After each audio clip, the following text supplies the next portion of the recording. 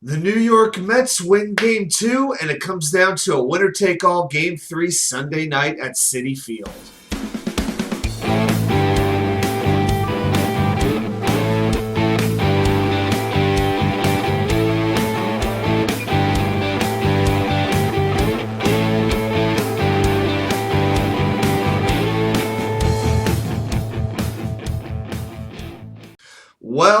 Well, welcome back to New York Sports WickerMedia. I am K99. Thank you for taking the time to watch this video.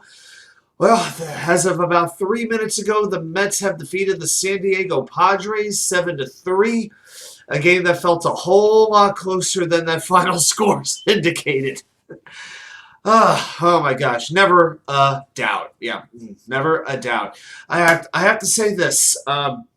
I was pretty nervous for this game, but I did feel pretty decent they would at least extend it to Game 3. Didn't know how, didn't know who the hero was going to be, but I just felt they weren't going out 2 straight games. And I got to say it, Francisco Lindor did exactly what he had to do. He got this game off to a quick start by hitting a solo home run.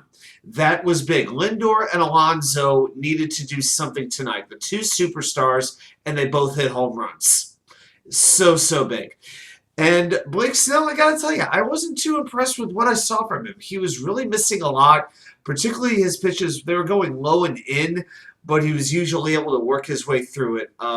Trent Grisham, this guy is turning into one big pain in the neck. He's like David Eckstein in 06, except he hits home runs.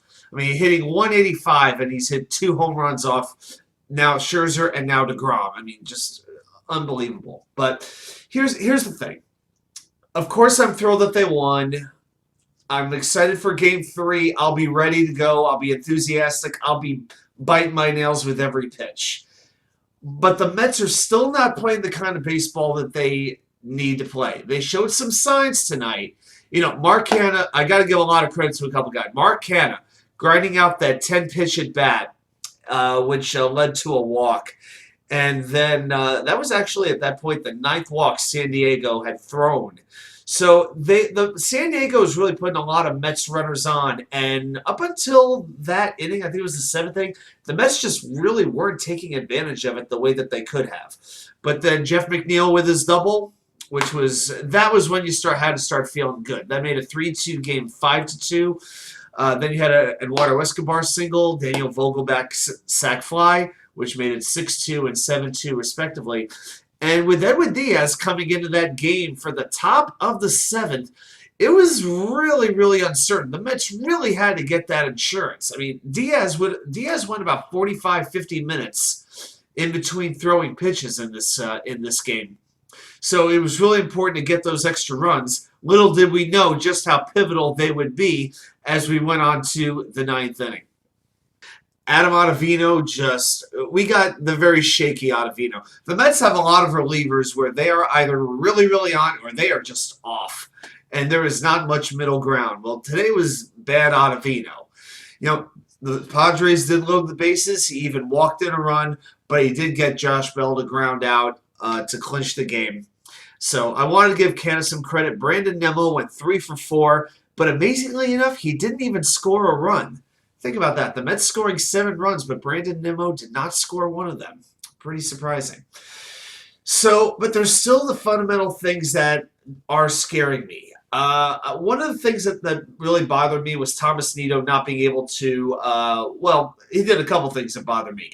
Not being able to get the bunt down about halfway through the game, but also after Darren Ruff gets on base to lead off an inning, he gets pitch run with Terrence Gore. Terrence Gore has one job and one job only, to run. Steal bases. That's what he does. That is all he ever will do. And Nido swings on the first pitch that he sees, hits the ball pretty hard, but right at the infielder and grounds into a double play, negating the chance for the Mets to add on to their lead. That was really frustrating. That is something that had to be communicated to him, whether it was by Buck Showalter, whether it was by one of the coaches. You had to give Terrence Gore an opportunity to run, even if it was a hit and run. You had to give him a chance to run. So that was the type of thing that bothered me. As far as Jacob DeGrom goes, You saw glimpses of great Jacob and you saw, resilient Jacob. It was a little bit of both. Usually you see one or the other, but that first inning was pure domination. The sixth inning was pure domination. I think it was 9 pitches. Yeah, it was a 9-pitch inning when he finished the game, the sixth inning. But in between there, he was allowing base runners, allowed a couple of runs. It wasn't that, quote unquote ace level performance you might have been hoping for, but it was still enough. And it was one of those games where he was saying, "Look, I'll hold them at bay, but you got to score some runs." And thankfully they did, even though most of them came much later in the game. But keep in mind, the Mets went 3 for 10 with runners in scoring position, and 2 of those hits were in the 7th inning. They left 10 runners on base. Got to knock more of these guys in. I know 7 runs is great, but you know what? They were still they stranded 2 on base in the first inning, 2 on base in the second inning. You got to jump on those opportunities early, because as energetic and as enthusiastic as this Mets crowd was both last night and tonight, they are dreading the worst. It's kind of like what I see being a Jets fan as well. I know the Jets for this game against the Dolphins, the fans are going to be there. Well, you know what? The Jets have put up 2 basically stinkers in their first 2 home games. And if the fans get the idea that the Jets are not on their game, if they're not, executing to their best, they're going to start to get quiet. And I hate to say it, Mets fans are not going to be that much different.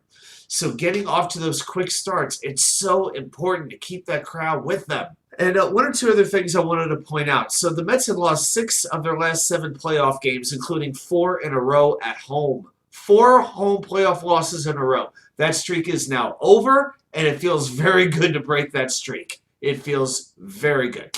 So Sunday night, 7 p.m., it's going to be Chris Bassitt on the hill for the Mets going against Joe Musgrove of the Padres. On paper, I feel pretty positive about Chris Bassitt pitching this game. I like that he is a very crafty, competitive pitcher. I got to say, though, with Joe Musgrove, I'm getting those Jeff Suppan 2006 vibes from him. When a lot of people think about 2006, the NLCS Game 7, they think about 2 things. Three images really come to mind. There's the Endy Chavez catch to rob Scott Rowland of the home run. There's the home run by Yadier Molina off Aaron Heilman to put the Cardinals ahead. And, of course, the infamous strikeout, Wainwright throwing the curveball to Carlos Beltran. Well, there's one other thing in that game that really sticks in my mind even to this day, and that is how frustrating it was that the Mets could not hit Jeff Suppan, a journeyman, average 3-4 starter at the most, and that night he looked like Greg Maddux. They just couldn't touch him. So I gotta tell you, I get a little bit nervous. I feel like the Mets tend to do their best against good quality pitching and good teams. And, there's been so much focus on Darvish and Snell that Musgrove hasn't really gotten that much attention. He threw the first no-hitter in Padres history about a year ago. He's capable, when he's on, of having a great, great night. So I think we're going to know pretty quickly of what's going on here. I'll be very interested to see the lineup. I assume it's going to look very similar to Game 1, except you got to have Starling Marte batting second no matter what. But I wonder who protects Pete in the 5-hole. Will it be Jeff McNeil? Will it be Eduardo Escobar? Will it be Daniel Vogelbach? I got to say, I would drop Vogelbach in the lineup. I just don't trust him. When he hits the ball well, he hits it very well. Vogelbach is kind of like a fatter left-handed James McCann, God bless him. Vogelbach, when he hits the ball right, it's going to go a long way. The problem is he just doesn't hit it enough, and he's going up there looking to take a walk. He's looking to walk. I have never seen a player get as many called third strikes on them as Daniel Vogelbach. So I would drop him to about 7th, and I'm doing this off the top of my head, really. So if I'm Buck Showalter, for the Game 3 lineup, I got to lead off with Nimmo. Then I'm going Starling Marte 2nd, Francisco Lindor 3, Pete Alonso 4. Then after that, I got to put Jeff McNeil 5, as well as he's sitting. I want to put him in that spot. I want to give him that protection. 6th, I'm actually going to go Mark Canha. I'm just a Canha guy. Escobar, I'll put 7th. Then Vogelback, I'm dropping down to 8th in the order, believe it or not. Although if you wanted to go Vogelback 7 and Escobar 8, no problem. And then put whoever you want, catcher at 9. And that's pretty much what I would do. And also, as I record this, a few minutes ago, the Philadelphia Phillies defeated the St. Louis Cardinals, swept them in 2 straight games. I got to give Sir Anthony Dominguez a ton of credit. 8th inning, 2 runners on, Phillies up 2-0, and he strikes out both Paul Goldschmidt and Nolan Arenado. That takes some balls. I got to give, I ain't no Philadelphia Phillies lover, but I'll tell you what, I hope they beat the hell out of the Braves. I really, really hope they beat the Braves up. It's going to be, for a best-of-5 series, I got to tell you, that's going to be a very, very interesting watch. It really is. Well, that's it. Obviously, I'm a lot calmer than I was last night when I was recording. So, how confident am I tomorrow night? How confident am I for Game 3? I'll tell you what. If the Mets get off to a quick lead, I'm going to be pretty confident that they're not going to blow it.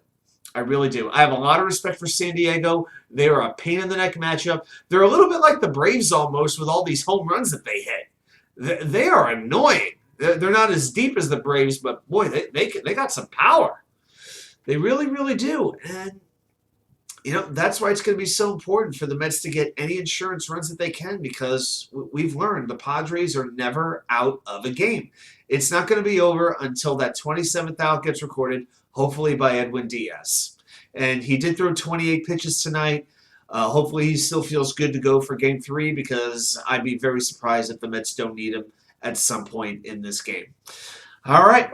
Well, that's all I got for you for right now, and I'll see you here with more content from you know where, the Wicker Chair.